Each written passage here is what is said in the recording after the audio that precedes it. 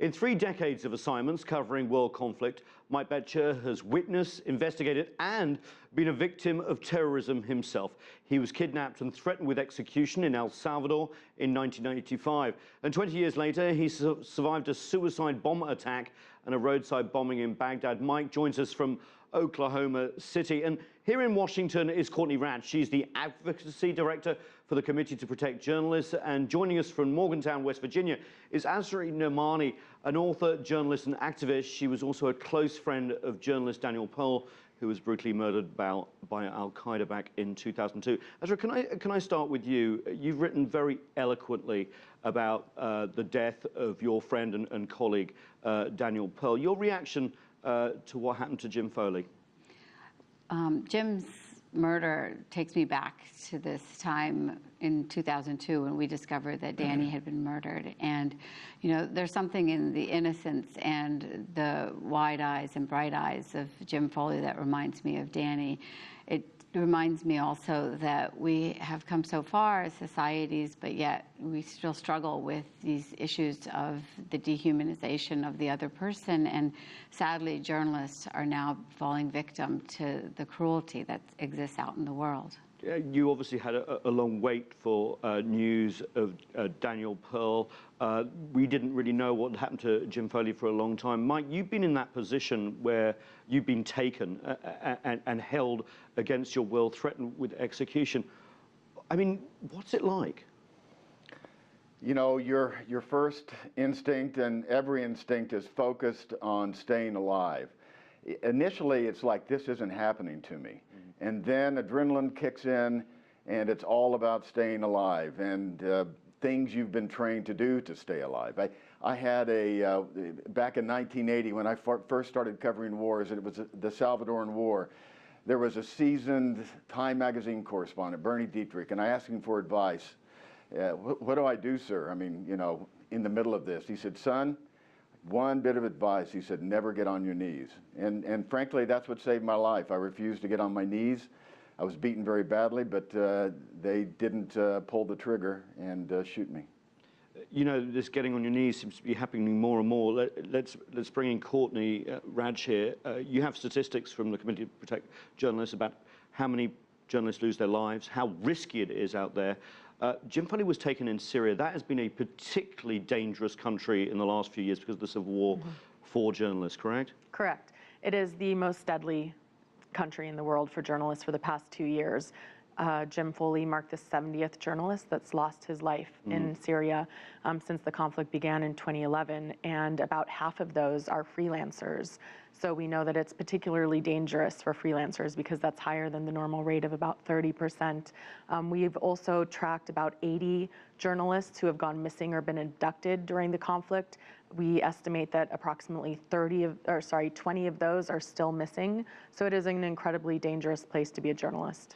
I'm glad you brought up the freelancer point. I'd like to talk to our 2 journalists. You know, Daniel Pearl, Asra, had the backing of the Wall Street Journal, one of the biggest publications in the world. You, Mike, CNN, NBC. Does that help when you're in conflict zones, in difficult situations? Did you really feel the support of your mother organizations?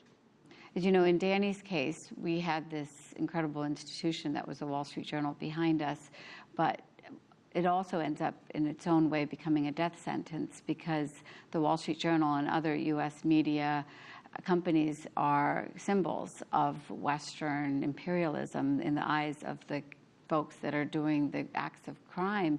And so in Danny's case, when his editors and his friends went on news sites like CNN and tried to appeal to the humanity of the kidnappers, they had no response of compassion for Danny because it just confirmed for them the institutions that they hated so much.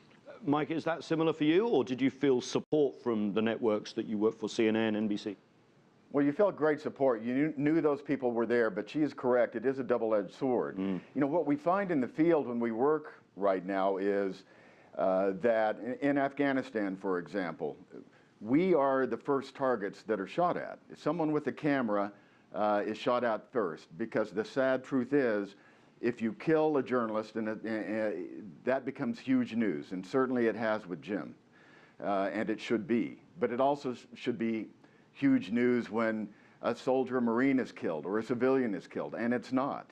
But they know if they go after us and they kill us, it's a big deal, and that it elevates their presence in international media. Courtney, can you pick up on this? Has al-Qaeda and Islamic State changed the game in terms of their tactics of taking journalists and threatening to kill them and sometimes doing so? Well, we've seen indeed that journalists have been specifically targeted for abductions and killings at an extreme level. The level of kidnappings in Syria is unprecedented in the history of CPJ's research since 1981. So it is extremely dangerous. But I think the issue, of ransom, which I think is behind this, it's not an easy solution. And indeed, international journalists do become figures. But I think it's really important that we note that most of those who are killed and most of those who are missing and kidnapped are local journalists. So Americans are not at more risk, you think? I think it's very hard for me to say out here. I have no idea what these inhumane, barbaric people are thinking when they're killing journalists like that. But I can say from here, there appear to be multiple objectives when they're kidnapping. It could be money, it could be propaganda. Mike, is that your experience, that U.S. journalists are more at risk, or is it locals? Well, practically, the way it works on the ground is, in past wars that I covered, you could cross lines.